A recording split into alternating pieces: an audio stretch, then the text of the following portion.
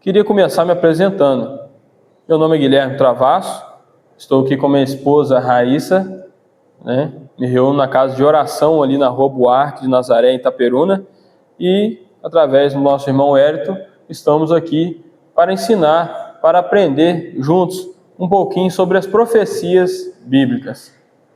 Então, irmãos, eu espero que o coração de todos nós esteja aberto, receptivos, para aprendermos mais dessas coisas que são tão aproveitosas, mas que às vezes surgem muitas dúvidas, E queria deixar claro aqui que não existe doutor em Bíblia. Não existe doutor quando a gente está falando de profecias, Todo mundo está aprendendo. E creio que eu sempre vou estar também aprendendo e apenas estou aqui como um simples servo compartilhando com os irmãos, o que a gente vem estudando. Amém? Irmãos, antecipando o nosso tema do nosso estudo aqui, então, irmãos, no primeiro bloco, a gente vai falar sobre os bastidores da escatologia, falar sobre os mecanismos, as engrenagens que giram para gerar diferentes tipos de interpretação. No segundo bloco, a gente utilizando o mapa Plano Divino através dos séculos, eu acho que vai dar para ver bem aqui no projetor, a gente vai navegar por todas as profecias bíblicas, a escatologia, as profecias, as promessas que a Bíblia traz para nós. E assim a gente fazer um apanhado geral. É claro, não tem como aqui, visto que o tema é muito vasto, é algo que tem muitos detalhes para ser abordado, não tem como apresentar todos os temas com todas as bases bíblicas em 3, 4, um dia, 2 dias, uma semana. Não dá, é muito assunto mesmo, Então, a primeira coisa que eu queria mostrar para os irmãos, já pode passar para o próximo slide, é o que significa escatologia. E eu passo a pergunta para os irmãos. Quem poderia definir para mim, com simples palavras, o que é escatologia? Como? Mais ou menos, mas dá para ter ainda um significado melhor para esse nome. Outro irmão tem, a gente está aqui para aprender, tá, irmãos? Podem falar, pode errar. Eu estou aqui também aprendendo sempre, Sempre aprendo mais. Cada oportunidade que é me dada, eu aprendo mais para poder ensinar, E podem ficar sem medo de errar. A gente está aqui para aprender. Se tivesse expert aqui, não precisaria vocês terem vindo aqui, A gente está aqui na humildade, para aprender. A resposta que o irmão deu, ela é aceitável, mas tem um significado um pouco melhor quando a gente analisa a textura, o tipo, as palavras que compõem essa palavra escatologia. Pode passar para o próximo slide. Essa primeira parte, escato, vem do grego, escatos, que significa últimos. E a segunda parte da palavra, logia, vem do grego também, logos também, vem dessa palavra, e significa estudo. Ou seja, simplificadamente, estudo das últimas coisas. A resposta que o irmão deu estava aceitável. Certo? Pode passar. Aqui, peraí, só vamos ler aquilo que está ali embaixo primeiro. Olha o que está escrito ali. De forma mais precisa, a escatologia trata dos eventos futuros revelados pela Bíblia. Se alguém te perguntar o que é escatologia, você fala assim, escatologia é um nome que a gente dá quando a gente vai estudar as coisas futuras. Assim como na teologia, a gente tem outros nomezinhos, outros termos. Por exemplo, quando a gente quer estudar sobre os anjos, a gente estuda a angelologia. Quando a gente quer estudar sobre o Espírito Santo, a gente estuda sobre a pneumatologia. Pneuma, espírito, ou psirrê, porque esses nomes vêm tudo do grego, e isso é interessante. Quando a gente quer estudar sobre Cristo, cristologia, certo? Então tudo tem um termo, e esses termos nos auxiliam muito. E são muito importantes, porque esses termos eles vão condensar todo um pensamento de forma rápida. Por exemplo, você está numa obra, um simples analogia para a gente entender a importância dos termos. Você está numa obra, aí vai lá o cara fala assim, rapaz, eu quero fazer essa fundação e eu quero que você utilize aí uma coluna com pé de galinha. Eu não entendo disso não, tá, irmãos? Mas aquele pedreiro, aquele cara experiente, ele já sabe o que significa esse termo técnico, pé de galinha. Eu não sei, mas o cara sabe. Então, ao usar esse termo, pé de galinha, resumiu todo o conceito, a explicação. Se não houvesse esse termo, o cara ia ter que falar: rapaz, eu quero que você faça a fundação e você vai lá, vira os ferros nessa direção, tal, e faz desse jeito. Mas ele usou o termo pé de galinha, resumiu. Assim, quando eu chego aqui e falo que a gente vai tratar sobre a escatologia, resumi tudo o que a gente precisa saber. Vamos tratar sobre as coisas futuras, certo? Eu me interesso sobre esse assunto tem uns 2 anos, mais ou menos, quando eu comecei a ensinar e ter oportunidades na igreja. Fiz um estudo sobre a carta de Paulo, sobre a história, as viagens paulinas. Depois apareceu lá o livro de Joel para me falar sobre ele. Aí eu tive que lidar com a escatologia. Para mim era um tema que é muito difícil. Eu achava difícil. Agora eu tenho certeza que é difícil. Não é fácil. Mas naquela época eu pensava assim: não, eu não preciso aprender sobre o futuro, nem Apocalipse, eu não preciso aprender isso. Vou aprender a Bíblia primeiro, deixa para lá esse negócio para depois. Só que aí eu acabei tendo que explicar o livro de Joel. E se a gente tirar a parte escatológica ou a parte futura do livro de Joel, logo sobra apenas ali uns gafanhotos subindo o muro, certo? O livro perde o seu valor quando a gente tira as profecias, desassocia o livro da escatologia. Então, há 2 anos eu venho estudando escatologia, foi a área que eu gostei demais de estar estudando, por mais que fique muitas dúvidas, eu tenho muitas dúvidas, e muitas delas eu nem poderei obter resposta em vida, mas a gente segue firme nesse caminho, com a esperança da breve volta do nosso Senhor. Amém? Então, meus irmãos, pode passar agora, já até colocou lá, Conhecer esse futuro é importante? Meus irmãos, estão dando para enxergar aqui? A gente vai ler uns textos. Qual a importância então desse futuro? O que é a Bíblia, o que a palavra de Deus tem a dizer para nós? Lá em Pedro, 2 Pedro capítulo 1, verso 19, ele fala assim: olha que interessante, meus irmãos. Assim temos ainda mais segura a palavra profética. Assim temos mais segura a palavra profética. E vocês fazem bem em dar atenção a ela, como a uma luz que brilha em lugar escuro, até que o dia clareie e a estrela da alva nasce no coração de vocês. Olha que passagem interessante. Ele fala que a gente faz bem em dar atenção para a palavra profética, para as profecias. E ele ainda usa aqui uma analogia que é muito interessante. Ele fala que as profecias que contidas aqui na Bíblia, ela é como uma luz, uma lâmpada, uma candeia, uma vela que brilha no escuro. Eu pergunto para vocês, andar no escuro é legal? Não, Se a gente tiver ali uma lanterna no celular, uma vela, já não ajuda? Não ajuda? Mas se ficar de dia, totalmente claro, é bem melhor do que uma vela, certo? Então as profecias é isso. As profecias, ela não consegue tirar todas as nossas dúvidas, mas ela é um brilhozinho no escuro. Porque se a Bíblia não contivesse nada falando sobre o futuro, a gente não saberia para onde a gente ia, o que queria acontecer com a humanidade. Mas a Bíblia descreve, narra, mostra, revela para nós o que vai acontecer com esse mundo, o que vai acontecer conosco após essa morte, após essa vida, quando enfrentar a morte. E isso é como se fosse uma luz que brilha no escuro. Então fazemos bem em dar atenção à palavra profética. Outro texto ali, não pode voltar ainda, aquele outro texto de 1 Tessalonicenses capítulo 5, verso 20, ele fala assim, não desprezem as profecias. Interessante, não? Paulo fala para nós, não desprezar as profecias. Na outra passagem que eu coloquei, Apocalipse 1, verso 3, fala assim, bem-aventurado aquele que lê e bem-aventurados aqueles que ouvem as palavras da profecia e guardam as coisas nelas escritas, pois o tempo está próximo. Bem-aventurado vocês que ouvem. Bem-aventurado os que leem. Está vendo que a Bíblia traz coisas mostrando que a profecia é relevante para nós? E isso às vezes a gente deixa de lado, é difícil demais. Não tem aplicabilidade prática. Então vamos deixar de lado. Aí você não consegue aprofundar, não consegue crescer no conhecimento em direção à santidade, em direção ao nosso Deus, Pode passar o próximo slide. Então, irmãos, a Bíblia, Ela é composta... Deixa eu pegar meu laser. Não sei onde eu deixei ele. Ei, meu bem. Espera aí, irmão, rapidinho. Só ver se... Pegar meu laser aqui. Aqui. Eu posso apontar.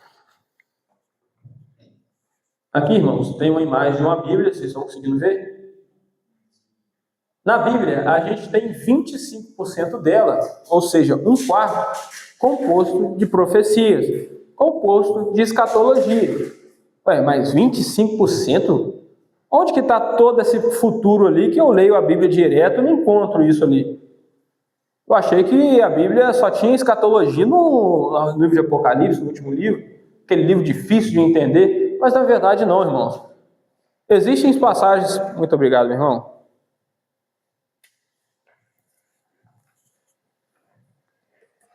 Existe escatologia espalhada por toda a Bíblia. Pode passar para o próximo slide. A Bíblia cita ou faz referência 318 vezes à volta de Cristo. Os únicos livros do Novo Testamento que não mencionam a volta de Cristo é Gálatas, Filemão, 2 João e 3 João. São 4 livros só do Novo Testamento que não mencionam a volta de Cristo. Então, a Bíblia está repleta de escatologia. Na verdade, o livro de Apocalipse ele é como se fosse uma cereja do bolo, que você consegue fechar ali alguns pontos. Mas desde o Antigo Testamento, a gente vai ver muito aqui utilizar o Antigo Testamento, nós vamos ver que as profecias, coisas futuras que ainda vão acontecer, já estavam ditas lá atrás, que muitas das vezes a gente nem dá tanta atenção para elas. Pode passar para o próximo slide. Né? Que tipo de profecias a Bíblia nos revela? A Bíblia nos revela um período de juízo ou de tribulação terrível aqui na Terra. Coloquei uma referência, depois a gente vai ler ela, Daniel 12, verso 1. A Bíblia também revela que nesse período de tribulação ou terrível que vai acontecer na Terra, vai ter um remanescente que sairá salvo desse período. Em outra parte da Bíblia, mostra também umas profecias de um reino do Messias na Terra. Um reino messiânico, que a gente chama de milênio. Um momento em que o Senhor Jesus estará na Terra, reinando aqui na Terra. A Bíblia mostra profecias para isso. Vai acontecer no futuro. A Bíblia também revela que um período sem nenhuma guerra, um período de paz, onde as pessoas não aprenderão mais a guerra, onde não existirá mais fome na terra. Mas que período é esse? É futuro. A Bíblia traz profecias acerca dessas coisas. Só que, pode passar para o próximo slide, muitas pessoas chegam a diferentes conclusões a respeito dessas profecias. E daí a importância para os irmãos aprenderem os mecanismos de interpretação. Porque um grupo vai chegar, vai analisar essas profecias que a gente leu, né, que a gente viu ali, e um grupo de irmãos vão falar, essas profecias, elas se cumprem literalmente no futuro. Ou seja, ainda vai ter um período de tribulação, ainda vai ter um período de reino de paz. Mas um outro grupo de irmãos, eles analisam essas profecias e falam que essas profecias têm o seu cumprimento simbolicamente, são simbólicas. Ou seja, se a profecia fala assim, um dia um lobo pastará com uma ovelha. Aí uns vão falar, é literal, vai cumprir. Um dia vai ter um lobo pastando com a ovelha, sem os dois se matarem, paz. Já o outro grupo vai falar assim, não, isso aí é simbólico. Isso aí não vai se cumprir no futuro, isso se cumpre hoje, mas é simbólico. Porque hoje você não vê um cordeiro comendo com ovelha, um lobo comendo com cordeiro. Mas você vai espiritualizar, a gente deve espiritualizar essas profecias e aplicar os dias de hoje. A gente vive uma paz, mas é uma paz espiritual. Então vai ter um grupo de irmãos que vai espiritualizar essas profecias, outro grupo de irmãos eles vão falar, não, isso tem que cumprir na prática e isso vai ser futuro, isso é escatológico. Então, irmãos, quando a gente pega a palavra de Deus, que contém tantas profecias, vai ter irmãos que vão interpretá-las de tudo quanto é tipo de forma diferente. Um vai falar uma coisa, outro vai falar outra, e logo a gente fica confuso. Mas por que tanta divisão de entendimento? Não era para ser simples o negócio? E aí que entra a complicar as coisas, começa a complicar. E aí a gente, vai ver um livro, um autor fala uma coisa. Vai ver um vídeo, Um outro autor, um cara que está palestrando no vídeo, fala outra coisa completamente diferente. A gente vai numa igreja, o pastor fala uma coisa. Sobre o outro irmão, o irmão vai e fala outra coisa. Mas por que tanta divergência quando o assunto é escatológico? Por que tanta confusão? Por conta dos mecanismos de interpretação, que muitas das vezes não é explicado. Muitas das vezes até não tem tanto problema assim, né? Porque, veja bem, um pastor ou alguém me chamou para pregar sobre escatologia. Eu tenho apenas 1 hora. Então eu não vou gastar 40 minutos só falando coisas teóricas e terminologias. Eu vou entrar direto na escatologia. Então não tem tempo de eu explicar tudo. Só que graças a Deus, né, e essa ocasião que nós temos, né, pastor, como é um pouquinho mais extensa, dá tempo para a gente explicar isso. E eu queria muito que vocês aprendessem essa parte. Eu vou tentar deixar isso tudo mais mastigável, mais fácil de entendimento possível, para os irmãos conseguirem absorver isso, mesmo que sejam conceitos bem básicos, só para os irmãos terem uma noção de por que tanta divergência. E os irmãos conseguirem caminhar na internet, conseguirem caminhar no meio dos livros, conseguirem caminhar no meio das igrejas, sabendo dessas diferenças de interpretação com mais tranquilidade, sem pavor no coração. Porque eu sei que tem irmãos que quando a gente fala de Apocalipse, dá medo na pessoa. Não dá ou não dá? Não tem irmãos assim? Mas isso é um sentimento que não deveria ser gerado. Porque a própria Bíblia, Tessalonicenses capítulo 4, Paulo vai falar, depois dele falar do arrebatamento, coisas escatológicas, ele fala que aquilo serviria de consolo para nós e não de tristeza. Então, se a escatologia está te gerando medo, é porque você está entendendo errado. Né, pastor Hélio? A escatologia tem que te gerar esperança, tem que provocar em você uma vida de santidade, e não uma vida de temor e de medo de ler a palavra de Deus. Certo? Então, é isso que a escatologia tem que gerar em você. Pode passar para o próximo slide. Né? Aí eu coloquei ali, ó, encontramos divergências de entendimento por causa dos mecanismos de interpretação usados para ler essas profecias. Pode passar. Então agora a gente vai entender então sobre os mecanismos de interpretação. Vou passar para vocês termos. Eu queria que pelo menos vocês tentassem gravar o conceito básico desses termos. Certo? Pode passar para o próximo slide. Olha só. As linhas ou mecanismos de interpretação funcionam como lentes que moldam a forma como interpretamos a Bíblia. Olha só isso. Olha essa analogia. Ali está uma pessoa. Dá para entender que isso aqui é uma pessoa? Dá ou não dá? Ela está olhando, está passando a sua visão por uma lente e essa visão está chegando na Bíblia. Então, os mecanismos de interpretação são esses pressupostos, essas lentes, são esses óculos que usamos para ler a palavra de Deus. Pense bem assim comigo. Vamos supor que aqui eu tenho um cubo mágico. Os irmãos sabem o que é isso? Aquele quebra-cabeça todo colorido, aquele cubo. Se eu desse para algum de vocês, se eu desse para alguém que nunca montou aquilo, será que um dia ele terminaria e conseguiria montar todos os lados? Difícil, né? Mas se eu entregasse o cubo e ensinasse ele um método, não ficava mais fácil? Se eu desse uma explicação, mostrasse para ele um jeito, uma maneira de montar o cubo? Então, os mecanismos que eu vou apresentar é basicamente isso. Se você pegasse a Bíblia por si só e tentasse entendê-la, e é claro que o Espírito Santo que nos ensina, né? E você às vezes não conseguia chegar a esses conceitos que usando às vezes um óculos, um mecanismo de interpretação, você chegaria. Então essas são a importância desse mecanismo. Pode passar para o próximo slide. Eu queria mostrar para vocês 2 nomes. Nomes estranhos. A gente não consegue ligar muita coisa.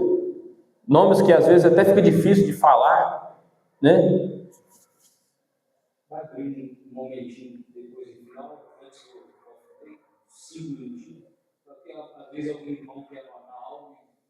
Vai sim, com certeza. Inclusive, irmão, só para reforçar, eu estou até gravando, né? Depois a gente vai postar no YouTube lá, e se alguém quiser rever também o estudo, vai ter a possibilidade, né? Já tem uns 20 vídeos meus falando sobre escatologia no canal da Casa de Oração da Roboar, né? São vídeos que são mais focados, com mais detalhes, porque tem 2 anos que eu venho fazendo esse estudo lá. Então tem bastante conteúdo. Eu vou aprendendo e vou repassando, né? Eu não estou aqui porque eu sou uma pessoa que, nossa, estava cheio de conhecimento para passar, aí agora eu estou passando para os outros conhecimentos. Não é isso. Eu sou apenas um aluno de uns colégios, de uma escola, vamos dar um exemplo assim, eu não estou aqui como professor, eu estou aqui como se fosse um aluno que estudou ali o que a professora tinha que passar e eu estou aqui apresentando um trabalho. É como se fosse isso. Os irmãos entenderem que eu também estou aprendendo, né? Tem que ficar claro isso aí, né? Então, irmãos, gravem esses dois nomes: dispensacionalismo e aliancismo. Isso são mecanismos de interpretação, são linhas de interpretação. Isso aí são os termos técnicos que usamos para resumir um conceito amplo de entendimento da palavra de Deus. Os irmãos conseguem repetir comigo esse nome? Dispensacionalismo. De novo, dispensacionalismo. No início eu não conseguia falar fácil não. Agora o outro nome é mais fácil. Aliancismo. Repitam. Esse é mais fácil. Certo? Então, irmãos, vocês estão perante dois conceitos que é tão usado na escatologia, só que ninguém usa os nomes e ninguém explica isso. Por isso da confusão. Por isso que você não consegue entender porque o pastor B e o pastor A têm ideias diferentes sobre o futuro. Entendeu? Então, Guilherme, o que é isso? Explica então para mim o que é o dispensacionalismo. Ali eu coloquei um símbolo, uma imagem, né? Coloquei o número 7 e um círculo ali representando um globo. Porque o dispensacionalismo, a gente vai falar sobre dispensações. E dispensações nós conhecemos como 7 dispensações. Alguém já escutou sobre isso? Alguém já escutou 7 dispensações? Então, dispensacionalismo é isso. Deixa ele quietinho, a gente vai falar sobre ele. E aliancismo, coloquei ali 2 alianças para simplificar o entendimento. Mas pode passar para o próximo assunto. O que é isso então, Guilherme? Dispensacionalismo e aliancismo. Que interpretações, que linhas, que correntes de interpretação são essas? Então, no lado amarelo aqui, eu tenho o dispensacionalismo. E a maior diferença entre os dois lados, que isso aqui tem consequências grandes, quando a gente vai ver essas consequências, a diferença entre os dois lados é a questão de Israel e da igreja, o posicionamento desses dois povos. Porque o lado dispensacionalista, ele faz uma diferença entre Israel, o povo de Deus no Antigo Testamento, e entre a igreja, o povo de Deus, aonde? No Novo Testamento. Israel no Antigo Testamento citava a palavra igreja? Não cita. Em nenhum lugar você vai encontrar a palavra eclesia ou igreja no Antigo Testamento. Porque a igreja é um mistério que foi dada a Paulo, foi revelada a Paulo, lá em Colossenses ele fala sobre isso. A igreja foi inaugurada em Atos capítulo 2. O que aconteceu em Atos 2? Pentecostes. Lembram disso? O Espírito Santo passou a habitar no ser humano. Isso é a igreja. A igreja é a composição dos salvos. Todos aqueles que confessam a Cristo como Salvador, hoje, eles são inseridos na igreja, que é esse corpo invisível. Igreja não é um local de 4 paredes, né? É claro, tem as igrejas locais, mas a igreja global, a igreja do Senhor, o corpo de Cristo, ele é composto por todos os crentes que confessaram a Cristo como Salvador. Amém? Então, irmãos, o dispensacionalismo, ele faz uma diferença entre Israel e igreja. Eu coloquei um xizinho aqui para os irmãos entenderem, um símbolo aqui, a estrela de Davi representando Israel, e um símbolo aqui de uma igreja, né? A igreja é um povo diferente de Israel. A interpretação que os dispensacionalistas fazem são mais literal. Eles utilizam o que chamamos de leitura literal constante, ou histórico-gramatical. Não queria usar tantos termos, né? Mas é para simplificar. Os dispensacionalistas, o lado amarelo aqui, eles interpretam que Israel e igreja são diferentes. E o aliancista, o oposto, o seu contraste, eles vão falar que a igreja e Israel são a mesma coisa, são o mesmo povo, são a continuação. Por isso que eles vão usar termos assim, a igreja é o Israel de Deus. Israel no Antigo Testamento era a igreja. Aí você fala assim, nossa, Guilherme, é um detalhe assim tão bobo. Por que tem tanta importância para a escatologia? E vocês vão ver o desmembramento, como é que isso muda muita coisa, isso muda a esperança completamente, muda as interpretações. Por quê? Na Bíblia, quando fala daquele período de grande tribulação, os irmãos já ouviram falar de grande tribulação? Não tem? Um período de 7 anos, onde vai cair o juízo de Deus na terra, das 7 trombetas, das 7 taças, dos 7 selos. A Bíblia fala que ali vai ter santos dentro dessa grande tribulação. O lado dispensacionalista vai falar assim, não, esses santos, ele está se referindo ali ao povo de Deus, que é Israel, e não é a igreja. Já o lado aliancista, como ele entende que tudo é a mesma coisa, quando fala lá que os santos estão morrendo durante o período tribulacional, eles vão falar o quê? Esses santos somos nós, é a igreja. Aí um lado vai falar assim, não, a igreja é arrebatada antes. Alguém já ouviu falar de arrebatamento? Alguém já ouviu falar disso? O rapto? Então, um lado vai falar assim, a gente vai ser arrebatado antes. O outro lado vai falar assim, não, a gente não vai ser arrebatado antes, a gente vai passar pela grande tribulação. Então vocês estão entendendo que um simples conceito, uma diferença entre Israel e igreja, provocam diferenças no futuro? Irmãos, isso aqui é importante. Isso aqui é difícil vocês encontrar ensinamento sobre isso. Por quê? Como eu falei, as pessoas vão direto na escatologia, já quer falar de trombeta, de taça, mas só que a gente às vezes fica perdido. Porque aí você vai ver o que falando de uma coisa.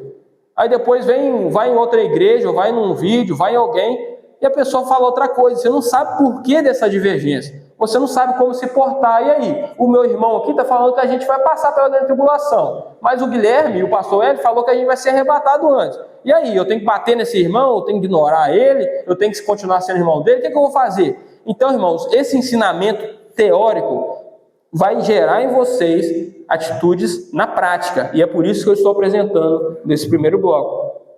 Está entendido, irmãos? Deixa eu beber uma água, então, porque minha garganta está seca.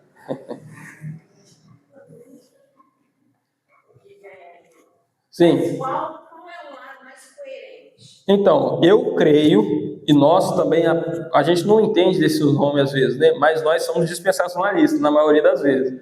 Mas eu creio que o lado dispensacionalista é mais coerente, e eu vou apresentar para vocês depois alguns textos, né? Vou apresentar para vocês aqui alguns textos de por que eu acho que Israel e igreja são povos distintos.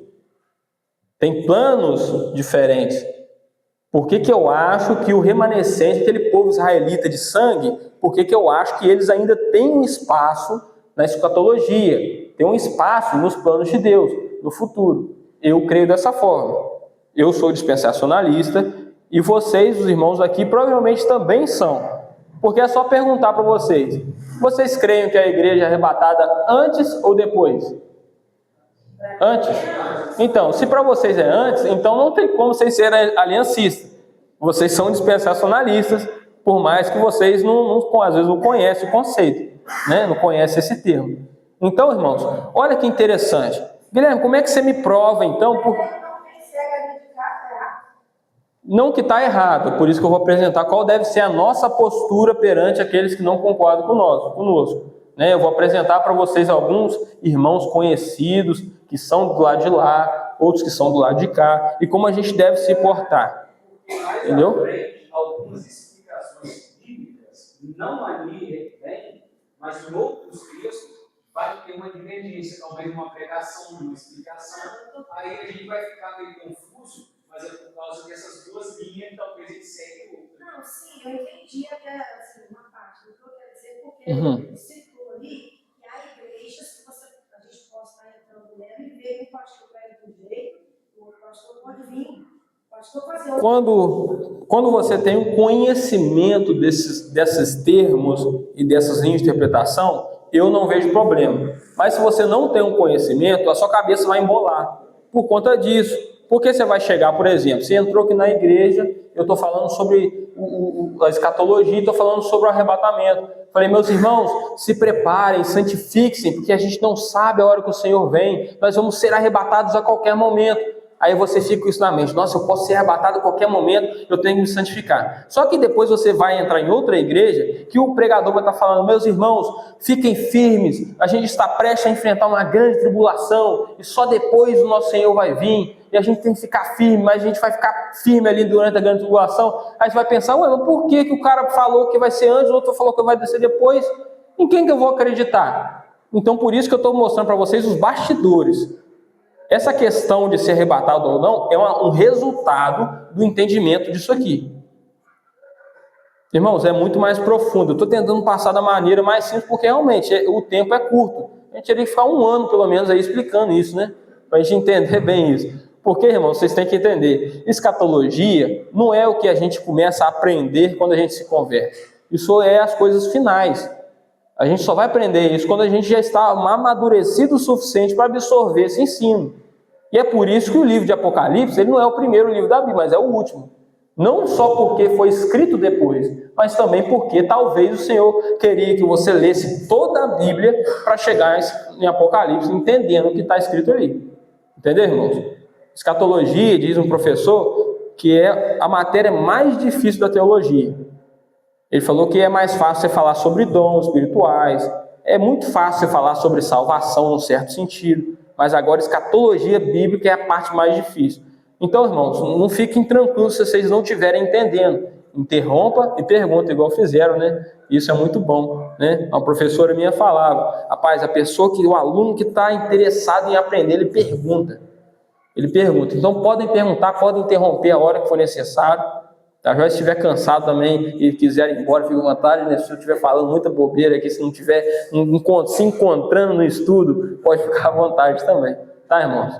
Então, irmãos, olha só como eu entendo, por que eu acho que o dispensacionalismo é mais coerente, essa questão de Israel ter um plano para o futuro ou não.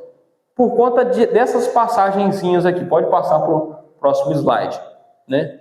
Olha essas passagens que estão aqui, né? Tá bem apagadinho, mas está escrito aqui, ó, textos chaves para o dispensacionalismo. Eu coloquei aqui, ó, Jeremias 31, verso 35 a 37. Os irmãos podem estar abrindo as escrituras.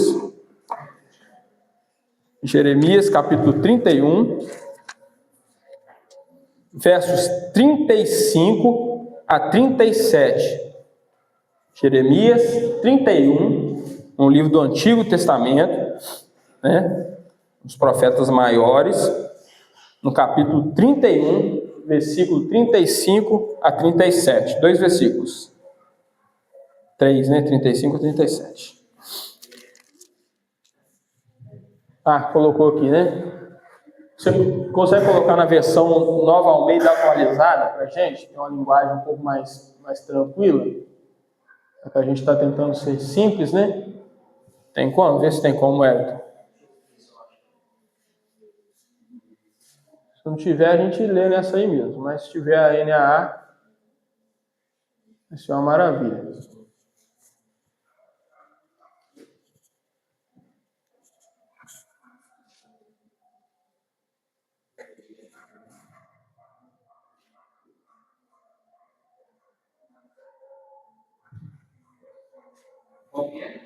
NAA, Nova Almeida Atualizada. Ou pode ser alguma Almeida também, Nova Almeida Corrigida, ALC. Pode ser também, eu prefiro não, mas pode ser, porque ela às vezes ela não expressa bem o que a Bíblia está dizendo, é uma paráfrase. Mas pode ser, se tiver aí, pode ser. Não, pode deixar aí então, coloca lá no versículo. Vamos ler nessa aí mesmo, vai dar certo. Em nome de Jesus. Pode colocar. 35, 31, 35. Olha só o que está escrito ali, irmãos. Prestem atenção. Assim fala Yahvé. Yahvé é Senhor, né? Ali ele coloca o termo em hebraico. É o tetagrama ali, mas Yahvé é Senhor. Assim fala o Senhor, que estabeleceu o sol para iluminar o dia e determinou que a lua e as estrelas estivessem seu brilho, contemplando ainda com mais esplendor durante a noite. Que agita o mar para que as suas ondas rujam, e o seu nome é Yahvé, o Senhor, o Eterno, volta ali só para a gente ver, o Eterno dos Exércitos. Pode passar. Somente se as leis deixarem de estabelecer a ordem do universo e desaparecerem da minha presença, olha só o que vai falando aqui, ó, somente se as leis da física deixarem de existir, se as leis do universo deixarem de valer, né? Olha o que ele fala ali, ó. Declara o Senhor: deixarão os descendentes de Israel de ser uma grande nação diante da minha pessoa, hoje e sempre. Pode parar ali. Olha, irmãos, olha que profundo que está falando aqui. Deus falando, apenas se as leis da física deixarem de existir, Israel deixará de ser um povo perante mim. Estão entendendo, irmãos? Por que será de todos aqueles povos do Antigo Testamento, os moabitas, perizeus, aqueles povos todos, moabitas, por que eles deixaram de existir, mas os judeus, Israel está de pé até hoje? Porque o Senhor tem uma aliança com aquele povo. Eles nunca vão deixar de existir. E a gente comprova isso na prática? Comprova. É só ligar a televisão para ver as guerras que estão acontecendo lá contra o Irã, né? E aquilo é profecia também. Daniel 9 vai falar sobre aquilo. Guerras e desolações estão determinadas até o fim. Pode falar. Isso, 144 mil da grande tribulação dos israelitas, 12 mil de cada tribo, fala em Apocalipse, capítulo 7, Apocalipse 14, né? Então, irmãos, olha essa passagem, ela é incrível. Porque, irmãos, esse amor que Deus tem para o seu povo Israel, aquele povo que foi tão errado no passado e que ainda está endurecido, eles não conseguem enxergar que Jesus é o Messias. Aquele povo que no passado, quando eles saíram do Egito, vocês lembram da história de Israel? O Senhor manda Moisés tirar eles do Egito, fala com eles, ó, eu vou te dar aqui minhas leis, o meu oráculo, vocês vão andar na minha presença. Eu escolhi vocês como povo, eu gerei vocês a partir de Abraão. Agora eu só quero uma coisa: sejam fiéis a mim, de coração. Aí o que eles fizeram? Foram após outros deuses, entraram na terra, começaram a levantar. Diz a Bíblia que em toda árvore que tinha uma boa sombra, eles levantavam lá um altar, cometendo um terrível pecado. É um adultério espiritual. Adoraram outros deuses, fizeram imagem, escultura. E por causa de tantos pecados, o Senhor mandou muitos profetas. Até que em Crônicas vai falar assim, ó. E o Senhor madrugou, mandou profetas, fez de tudo, até que não houve remédio. E é triste isso, irmão. O Senhor pelejou com eles. Jesus, lá em Mateus capítulo 23, verso 37, ele vai lamentar sobre Israel. O rei prometido está chegando na cidade. E o que fez os súditos do reino? Não reconheceram o seu rei, o seu Messias. E Jesus vira então e fala: Jerusalém, Jerusalém, que mata os profetas, que apedreja os que são lhe enviados. Quantas vezes, Jerusalém, quantas vezes, Israel, quantas vezes eu quis reunir vocês, como faz uma galinha com seus pintinhos debaixo das suas asas, mas vocês não quiseram. Então eu digo a vocês, desde agora, desde hoje, vocês não me verão mais como Messias, até que digam, bendito o que vem o nome do Senhor. Amém? Então, irmãos, o Senhor ama Israel. Fala que é a menina do seu olho. Deus tem um amor por eles que, por mais que muitos pecaram e continuam endurecidos até hoje, Deus tem um conserto, tem uma aliança com esse povo. Isso eu vejo Deus também em nossas vidas. Porque eu vejo o mesmo amor misericordioso que Ele tem com Israel, Ele tem comigo. Ele tem com você. Apesar das vezes a gente ser pecadores, ainda mais quando não éramos convertidos, estávamos mortos em delitos e pecados, deitados no lamaçal de tanto pecado que tínhamos, apareceu a graça salvadora. Não segundo aos nossos atos de misericórdia, não segundo aos nossos atos de justiça, mas conforme a misericórdia do nosso Deus. Amém, irmãos? Então, esse é um texto que prova Israel vai permanecer como povo. Aí alguém pode falar assim, não, mas isso aí é do Antigo Testamento. Israel rejeitou a Jesus e agora tem a igreja, Israel acabou, Israel, o negócio agora é a igreja. Se Israel quiser ser salvo, ele tem que ser igreja e pronto, acabou, e não tem futuro para Israel. O lado aliancista pode dizer isso. Mas confirmando ainda o dispensacionalismo, no Novo Testamento a gente encontra reafirmações sobre Israel tendo uma posição no futuro? Sim, a gente vê isso lá em Romanos capítulo 11, está ali escrito também em Romanos capítulo 11, do versículo 25 ao versículo 27. Pode colocar para a gente. Romanos 11, capítulo 25, capítulo 11, versículo 25 ao 27. Olha o que ele fala ali, ó. Irmãos, não quero que ignoreis a este mistério, para que não sejais arrogantes. Um endurecimento veio em parte sobre Israel. O que ele falou ali? Vou falar um mistério para vocês não ficarem arrogantes. Um endurecimento veio em parte sobre Israel. Quem que é Israel? Israel é aqueles descendentes de Abraão, né? Isso. Veio endurecimento em parte sobre Israel. Olha o que ele continuou falando. Em parte sobre Israel. Até, ele coloca um até. Olha só. Ele coloca um até. O endurecimento vai durar até que chegue a plenitude dos gentios. O que são os gentios? O que são os gentios? Os gentios são os não-judeus. Tem algum judeu aqui? Tem algum judeu? Então todos nós nascemos gentios. Só que a partir do momento que a gente se converte, aí a gente faz parte da igreja. Aí não há acepção de pessoas. Se o judeu de nascença se converte, ele vira igreja. E se o gentio se converte, ele vira igreja. Nesse tempo atual. Mas quando houver completado a plenitude dos gentios, que eu entendo ser a igreja, porque a igreja hoje ela tem mais judeus ou tem mais gentios? Mais gentios. Então a plenitude dos gentios eu considero a igreja. Ele fala que quando tiver entrado, ou passado, ou finalizado essa plenitude, ou seja, quando a igreja for arrebatada, os que restarem na terra, os israelitas não crentes, vai ter remoção desse endurecimento. Estão entendendo?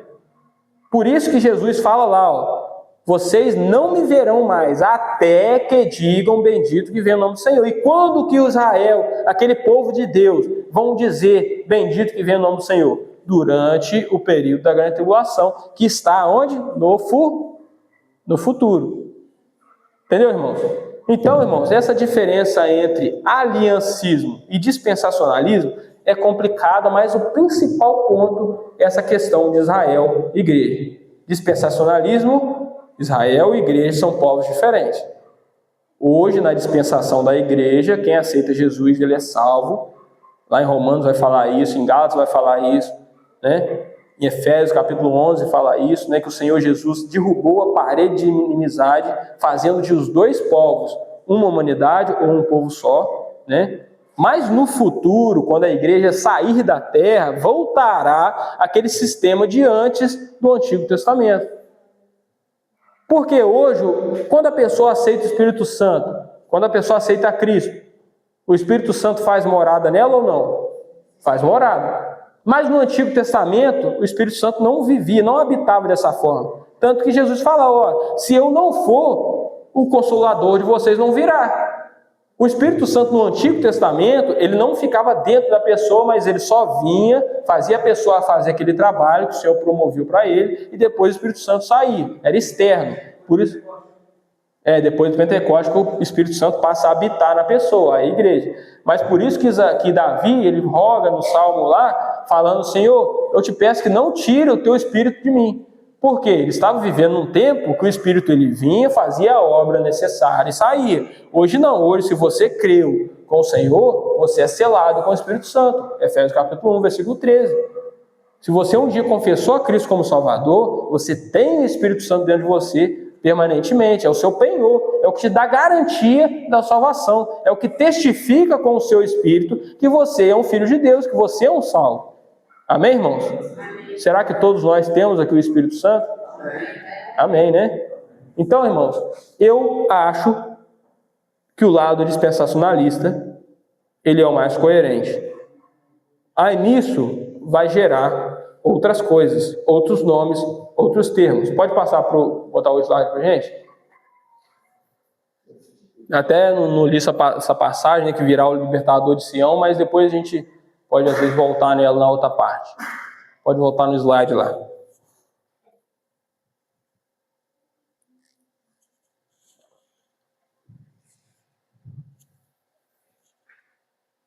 No slide.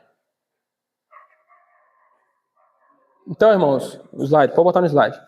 Qual é o nome das duas linhas de interpretação que eu falei? E aliancismo. Qual dessas duas partes faz diferença entre Israel e a igreja? Muito bem. E qual que acha que a igreja e Israel são a mesma coisa? Isso aí. Por quê? Os aliancistas, eles acham que aquele Israel do passado, que tinha uma aliança com Deus, quando eles erram e rejeitam o Messias, então aquele povo, ele é deixado de lado e a igreja se torna um novo povo. Só que a igreja substituiu ele, deixou, não vale mais.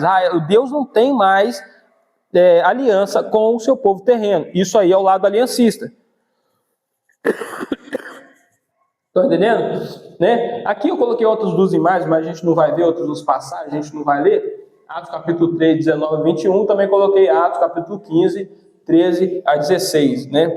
Isso são passagens extraordinárias que fundamentam, que dão base, amparo bíblico para o lado dispensacionalista. Pode passar a próximo slide. Então agora, irmãos, quando a gente volta ali naquelas diferenças de interpretação nesses dois grupos, a gente pode entender, a gente pode saber colocar um nome em cada um desses grupos. Esse lado aqui que interpreta as profecias mais literalmente, jogando elas, entendendo que elas são mais futuras, que nome que a gente pode dar a esse grupo? Dispensacionalismo ou aliancismo? Será que nome? Eles entendem que as coisas são mais literais.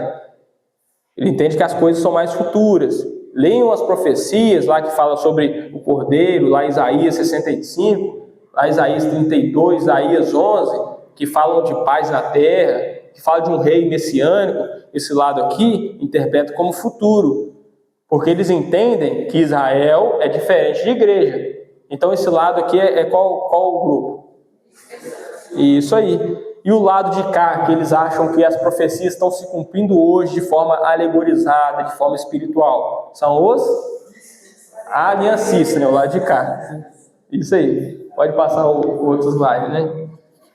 Então, irmãos, eu não sei se os irmãos estão conseguindo absorver o ensino, mas os mecanismos principais são os dois.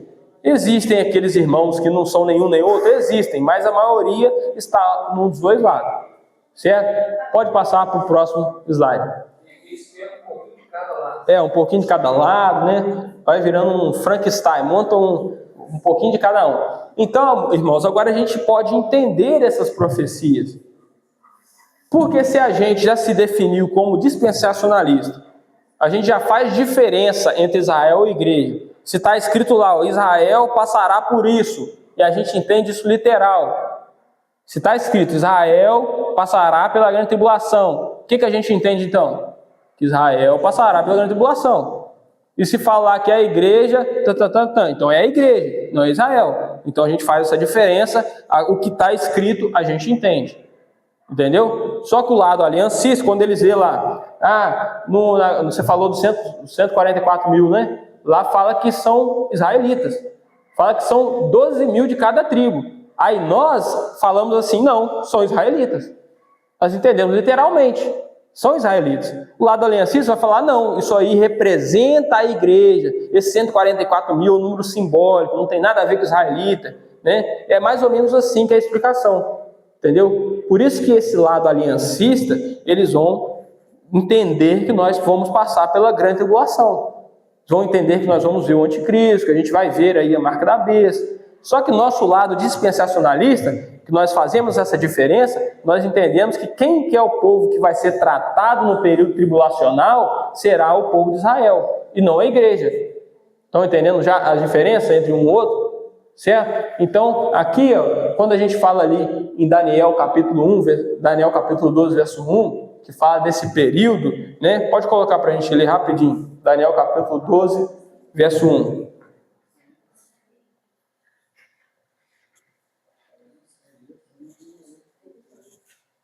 Daniel 12, verso 1.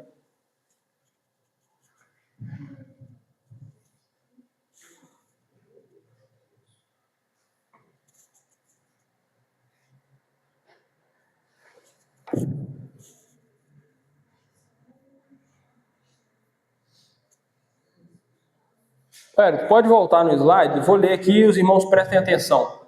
Pode ser que a gente vai mais rápido, certo? Pode voltar no slide. Prestem atenção aqui no que eu vou ler. Eu vou fazer pergunta. Prestem atenção. Olha só, Daniel capítulo 12, verso 1.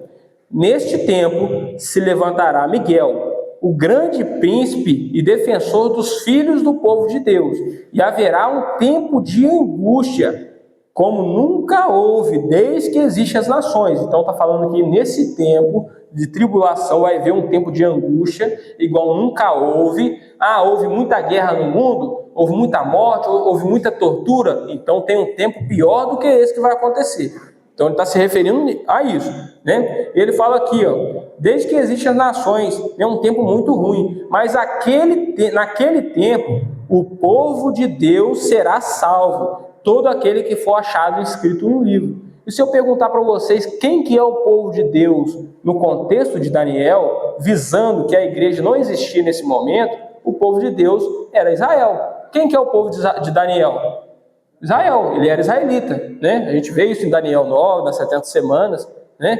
Então aqui está falando que vai ter um tempo de muita aflição, mas que o povo de Deus, ou seja, os israelitas, que estão escritos no livro, aqueles que vão se converter, eles vão ser guardados e salvos, não a igreja, certo? Então nesse período aqui de grande tribulação, a gente não vai estar na terra, nós vamos ser arrebatados antes, né? A gente não quer passar por isso, né? Por isso que a gente vai ver na Bíblia promessas de livramento da ira. 1 Tessalonicenses capítulo 1, verso 10, né?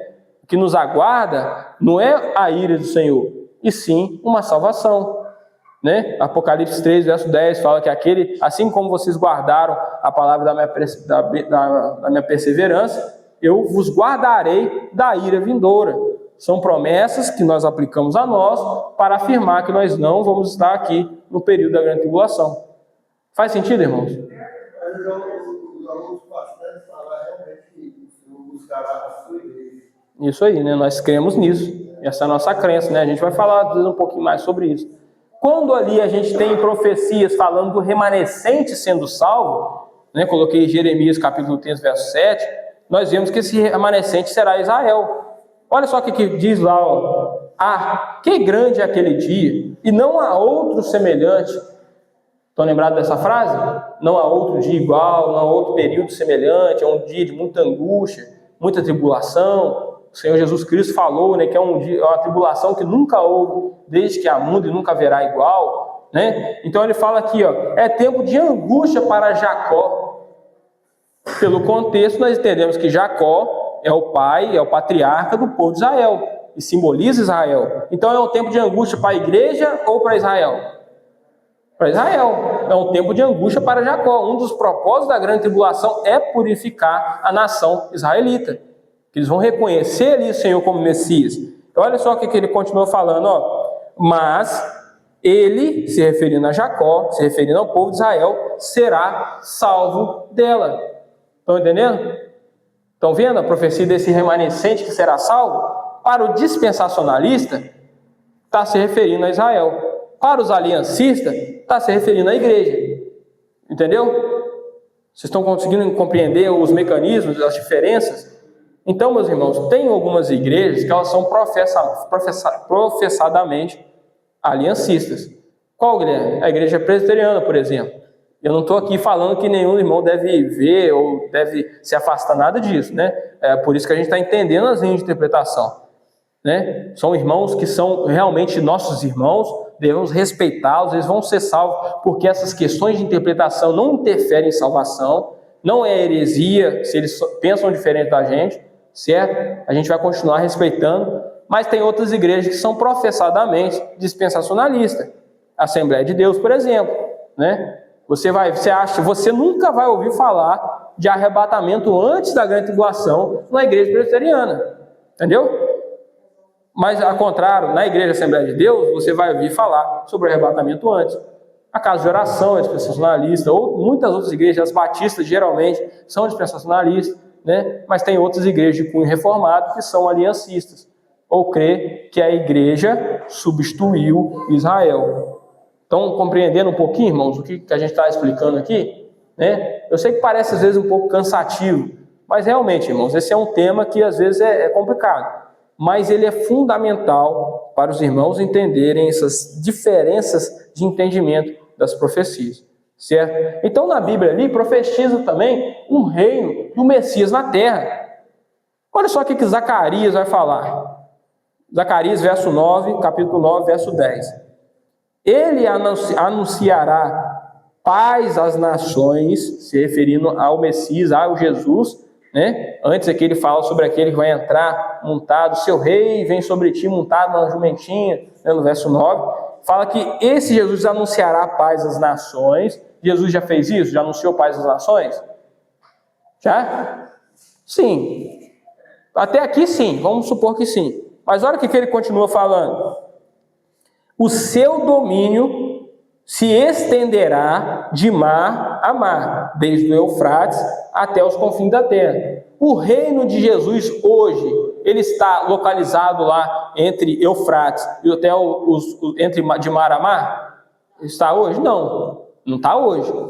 Então os dispensacionalistas vão falar assim, então esse reino ele precisa acontecer no futuro, porque ele não acontece hoje. Jesus, se eu for lá em Israel hoje, Jesus não está lá. Certo? Jesus está à direita do Pai, intercedendo por nós. Amém? Os aliancistas vão falar assim, não, sim, o Senhor Jesus já está reinando hoje, mas só que é um reinado espiritual. Ele reina em nossos corações. Estão entendendo a diferença de interpretação? Como é que vai trilhando um caminho, cada coisa? Então, para os aliancistas, eles não necessitam de um milênio no futuro, de um reino que Jesus ficará aqui na terra reinando.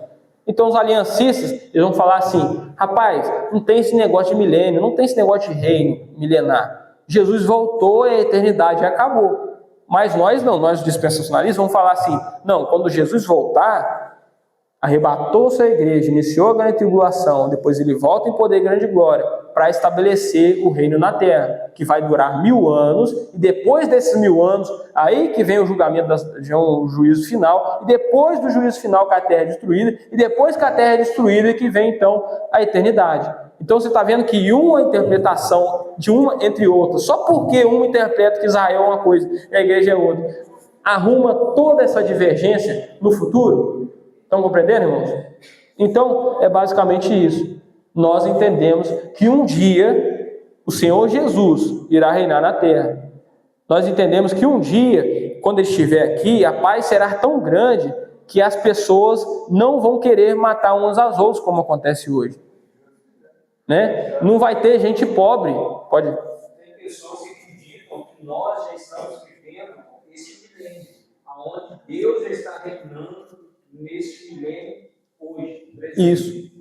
Os aliancistas são assim, eles acham que a gente já está no milênio hoje. Como Deus estaria reinando hoje com tantas coisas que a gente vê acontecendo, né, nos dias atuais. Porque eles interpretam alegoricamente, vão falar assim, não, Jesus está reinando, mas é porque o evangelho está avançando, as pessoas estão se convertendo, né? Então é essa a explicação que dão. Por isso que eu vejo, muito respeitosamente, tem grandes homens do lado aliancista, a gente até vai mostrar aqui, mas eu respeito eles, mas eu acho que o lado aliancista, ele perde a essência das profecias do Antigo Testamento. Porque Isaías vai falar claramente, vai ter um tempo que Israel vai estar na terra, nunca mais vai ser tirada daquela terra, Amós 9 também vai falar disso, né? E ali eles vão habitar em paz, Israel vai ser a cabeça das nações. Isaías 2 fala que a lei sairá de Sião, o governador estará lá. Hoje em dia a lei sai lá de Jerusalém? Não sai, cada um tem seu governo, um briga contra o outro, mas fala de um tempo, isso, né? Uma brigaiada danada. Mas aqui na Bíblia, irmãos, está nos prometendo um tempo em que vai ter um governante nessa terra que vai ser muito melhor que o Lula. Vai ser melhor do que o Bolsonaro, vai ser melhor que o Donald Trump, vai ser melhor do que qualquer pessoa, porque quem é esse governante? É Jesus. Será que existe pessoa melhor para governar um reino do que Jesus? Vai ser um reino, irmãos, de pura paz. Por isso que a natureza vai desfrutar de uma paz que ela nunca teve. Por isso que a Bíblia fala que um cordeiro, um animal que come mato, vai pastar junto com o lobo. O lobo vai voltar a pastar. fala que um filhote de uma vaca vai andar junto com o filhote do leão, e nenhum vai se matar, porque a paz vai ser tão grande que vai se estender a natureza. Esse é o reino milenar, esse é o reino messiânico que nós acreditamos. Romanos 8, ele fala uma coisa interessante. Ele fala que a natureza está gemendo até agora, aguardando a manifestação dos filhos de Deus. A natureza, irmãos, ela anseia pela vinda desse Jesus, desse Messias, que vai estabelecer essa paz, aonde as árvores vão ser desmatadas. A Bíblia fala em vários locais. Fiquem alegres, cedros do Líbano, vocês não vão ser mais cortados, né? Uma paz tão grande até para a natureza. Nós acreditamos que esse reino ainda virá, que esse reino é um reino messiânico. E aonde vai estar você, eu e você, nesse reino? Nós vamos ser súditos lá, a gente vai ter uma vida normal procriando? Não. Nesse momento a gente vai estar com o corpo glorificado, a gente vai ser a noiva do Cordeiro e vamos estar reinando com ele, certo? E a gente vai entender um pouquinho disso depois. Então, esse é o período de paz. Tem muitas passagens que falam sobre o milênio. Pode passar o próximo, né? Agora, quem são as pessoas mais conhecidas de cada lado? Qual deve ser a nossa postura perante os que não compartilham da mesma linha? Chegou na parte que eu queria falar para vocês, irmãos. Pode passar o próximo slide. Olham bem esses rostos aqui. Olham bem. O lado amarelo representando os dispensacionalistas. O lado preto representando os aliancistas. Alguns irmãos reconhecem algumas pessoas aqui? Reconhece? Mais conhece os aliancistas. Isso.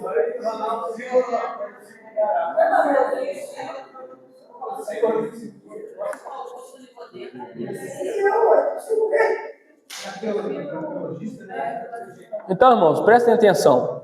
No lado dispensacionalista, geralmente as pessoas não são tanto reconhecidas assim, porque são da Assembleia de Deus ou da Igreja Batista. Por exemplo, o Marcos Granconato é da Batista Redenção, né? Ele é um dispensacionalista revisado, que o dispensacionalismo tem mais ramificações, mas a gente não vai falar sobre isso. Tem o Gabriel Porto, que é um escatologista muito fera. Rapaz, eu aprendi muita coisa com ele. Ele tem um livro que é fantástico, né? Ele é da Igreja Batista também. Temos o Ciro Sanches Cibordi, que é da Assembleia de Deus. O Eli Soares, também da Assembleia de Deus. São irmãos que falam muito bem sobre o arrebatamento, né? Depois, se os irmãos se interessarem pelo assunto, procurem sobre esses nomes, que lá vocês vão encontrar uma escatologia que nós achamos que é a mais coerente, certo? Que está alinhada com o nosso pensamento. Agora, do lado de lá, que é o lado que vocês mais conhecem, né? Augusto Nicodemos, Hernando Dias Lopes, né? Paulo Júnior, Rodrigo Silva, quem que não conhece essas pessoas? A gente vê muito, né? Eles são aliancistas, entendeu? Eles são aliancistas, ou seja, se você perguntar para qualquer um deles, ó, a igreja vai passar pela grande tribulação ou vai ser arrebatada? Eles vão responder, a igreja vai passar pela tribulação. Vocês podem pesquisar. Hernando Dias Lopes vai falar que vai passar, Augusto Nicodemos vai falar que nós vamos passar pela grande tribulação, Rodrigo Silva vai falar que nós vamos passar pela grande tribulação. Se você perguntar para qualquer um deles, ó, Israel étnico tem algum lugar nos planos futuros de Deus? Eles vão falar, não, claro que não tem, porque Deus não faz acepção de pessoas. Vamos usar Efésios capítulo 2, né? Como eu disse, Deus não faz acepção de pessoas hoje, mas no futuro, quando a igreja já tiver saído, aí sim voltará aquele esquema do Antigo Testamento. E o povo de Israel será o primeiro a ser tratado, será lidado novamente. Aquele endurecimento vai sair deles, como fala lá em Romanos capítulo 11. Certo? Então, irmãos, o que a gente deve fazer então com esses irmãos que pensam diferente da gente? Vamos deixar de assistir eles? Né? Vamos ignorar eles? É claro que não, irmãos. Como eu disse, essas linhas de interpretação não têm implicância salvífica. Não é você sendo de um lado ou de outro que você vai ser salvo ou não. O que te leva a Cristo, o que te leva à eternidade ao lado de Deus, é se você creu ou não creu nele. Não é isso que a palavra diz? Aquele que com sua boca confessar e com seu coração crer, será salvo. Romanos 10 não fala sobre isso? Então, irmãos, esses irmãos, eles são muito conhecedores, muito estudados, né? Tem. Hã? Isso, eu assisto muito todos esses irmãos, mas eu conheço essas interpretações. Porque vamos supor, você vai lá, abre um vídeo do Augusto Nicodemos ou do Hernandes Dias Lopes. Aí ele está falando sobre arrebatamento. Ele fala que não tem esse negócio de arrebatamento antes e que nós vamos passar pela grande tribulação. Aí você fica apavorado. Ah, meu Deus do céu, o que eu fiz? Aí você chega na igreja, pergunta ao pastor Hélio, a gente vai ser arrebatado? Ele fala assim, vai, meu irmão, vai te mostrar as passagens. Mas então, pastor Hélio, aí tem duas opções para você. Ou você vai achar que o pastor Hélio não estudou e ele é mentiroso, e o Hernandes Dias Lopes é o mais conhecedor, ou você... porque o cara é visado. Ou você vai chegar e vai pensar que o Hernandes Dias Lopes é um mentiroso enganador e que o pastor Hélio é o verdadeiro. Mas não é assim que funciona, irmãos. Eles também são irmãos sinceros, que analisando a palavra de Deus, entenderam dessa forma. Mas nós, ou pelo menos eu, quando eu analiso a palavra de Deus, eu entendo da outra forma. Eu sou dispensacionalista. Certo? Isso, a Bíblia, né? Existe algum lugar que fala assim, a igreja não passará pela grande tribulação? Não existe. Mas também não existe um lugar falando assim, a igreja passará pela grande tribulação, porque a Bíblia não deixou claro. Então, por isso, toda essa divergência. Estão entendendo? Pode perguntar, minha irmã. Então, mas não é toda a igreja que vai ser arrebatada. Quando a gente... Pode perguntar. Isso, com certeza. Só para a gente explicar isso, então. Esses que vão ficar vai ser o problema. Então, irmãos, olha como é que a irmã falou, eu vou explicar para vocês. O conceito que a gente tem de igreja é todos os salvos. Então, a igreja verdadeira toda vai ser arrebatada, todos os salvos. Mas vai ficar aquelas pessoas que é frequentadoras de igreja, aquelas vão ficar. Entendeu? Então, se você participa de uma igreja, canta, prega, ministra, mas se você ainda não entregou o seu coração a Cristo verdadeiramente, você não vai subir, você vai ficar. E além de ficar, ainda corre o risco de ser enganado pelo anticristo, seguir uma religião falsa, aceitar a marca da besta, ser morto pelo Senhor Jesus Cristo na sua vida e ainda perecer no inferno. Então o que leva uma pessoa a ser arrebatada ou a ser salva? É reconhecer a Cristo, irmãos. É viver naquilo que a palavra de Deus nos diz.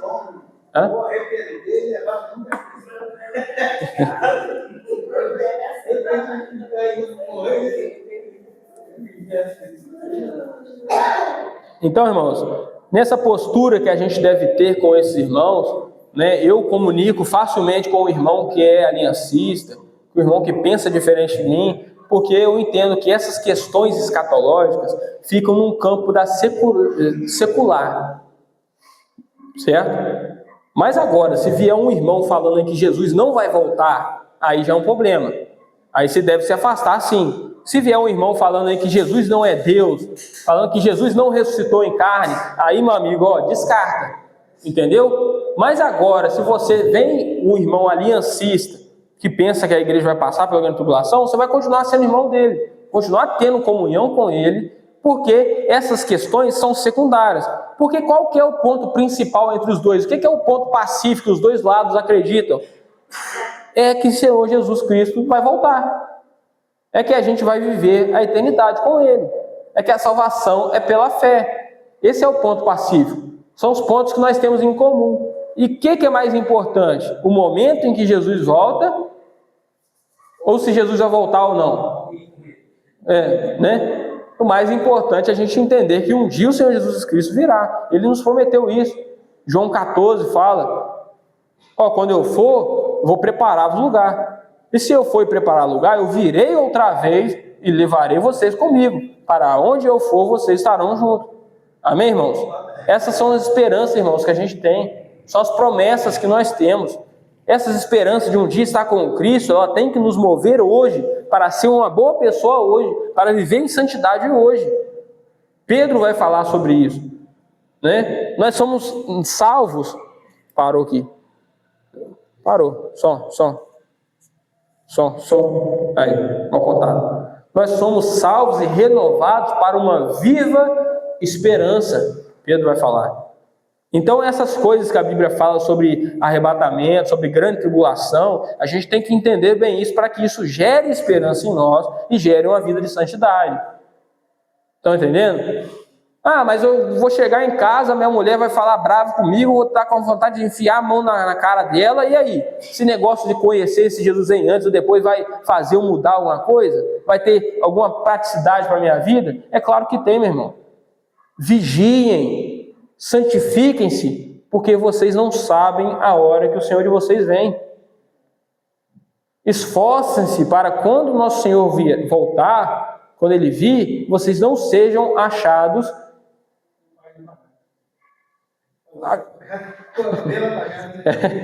vocês não sejam achados desleixados, em pecado, né? Pedro vai exortar sobre isso.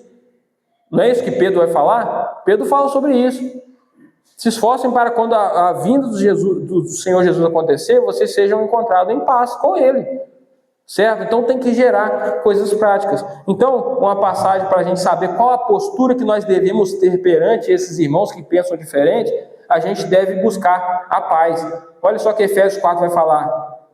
Efésios 4, verso 1 a 3. Peço que vocês vivam de maneira digna da vocação a que foram chamados, com toda a humildade e mansidão, com longanimidade, suportando uns aos outros, fazendo tudo para preservar a unidade do Espírito do vínculo da paz.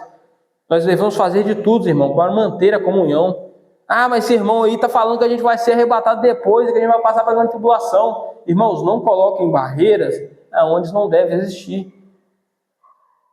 Tem alguns irmãos que a gente deve deixar de ter comunhão? Tem, né? A Bíblia vai falar, aquele que se diz irmão e não é, vive uma vida de bebedeira, vive uma vida dissoluta, com estes vocês não devem comer nem cumprimentar, senão vocês se tornam participantes dos seus atos. Não é isso que a Bíblia fala? Não é isso que a Bíblia fala? Mas com esses irmãos, a gente pode ter uma postura passiva, humilde, reconhecendo que nenhum dos dois lados é perfeito, os dois lados têm falhas de interpretação, né? Eu estudo já anotando aonde que tem passagens que confrontam o dispensacionalismo, mesmo eu sendo um dispensacionalista, porque eu não quero ser taxado, eu quero viver minha vida seguindo uma doutrina sistematizada, eu quero viver o que a Bíblia está falando.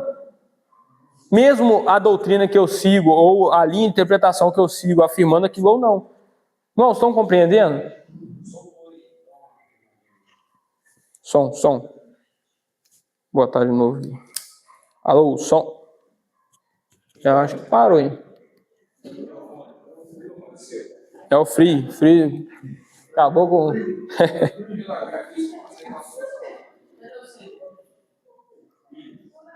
Som. Mas tá dando pra gente, vai finalizar agora essa parte. Tá dando para entender? Tá dando para escutar, irmãos? É? Então, irmãos, a mensagem que eu queria trazer com todas essas explicações, esses mecanismos, qual é os dois nomezinhos que eu ensinei a vocês?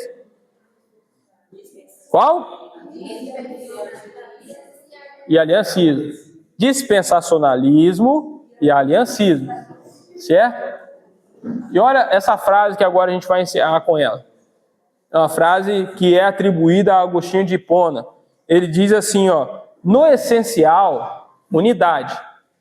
Naquilo que nós temos em comum que é essencial, unidade. No não essencial, liberdade. Mas em tudo, o amor. Então nós devemos sempre respeitar os irmãos com humildade. Não precisa deixar de assistir o vídeo dessas pessoas, mas entendendo que eles vão ter diferença de interpretação, né? Você não vai chegar aqui colocando na cara do Hélio, que o Hernando Dias Lopes está falando uma coisa e está falando outra. Você tem que estudar mais o Hélio. Vocês não vão fazer isso, porque agora vocês sabem que nós seguimos uma linha de interpretação diferente, né? Mas são irmãos sinceros que a gente deve respeitar. Amém, irmãos? Tem alguma dúvida para a gente conseguir sanar até agora? Tem muito, né? Então depois a gente vai estar falando agora sobre a escatologia, entrando de cabeça nesse assunto, no próximo bloco. É para abrir o leque, né? Ainda não entramos no assunto. Nem entramos no assunto de escatologia ainda, só rodeando.